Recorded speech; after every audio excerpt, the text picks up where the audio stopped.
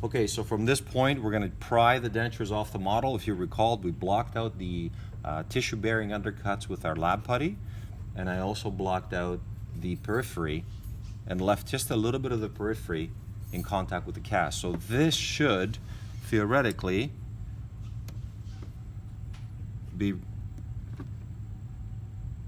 shouldn't have too much of a hard time removing it.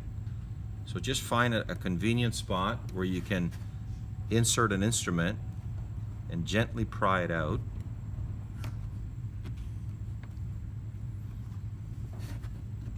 Just go back and forth. Maybe a little bit from the inside here too.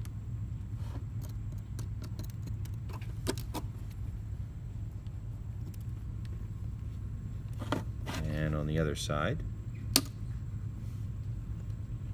That was part of the cast that possibly I didn't relieve it enough, but I got away with it. So I'm going to remove that. So we have a little bit of wax residue here that we can gently scrape off, and maybe a little bit of wax remover to wipe off the rest of it. So again, I'm not going to use hot water to boil off this wax because it's going to distort the denture.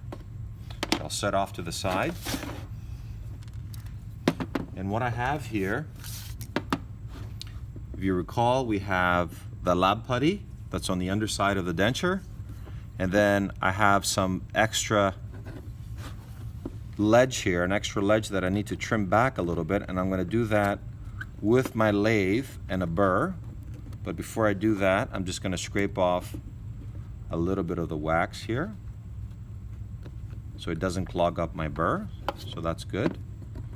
So there's barely any wax left on the model here, as you can see. And then I'll do the same thing on the upper. I got a bit of an open spot here at the back that I can go in there and pry with my instrument. And that lifts rather nicely. And we have that. Okay, clean off a little bit here.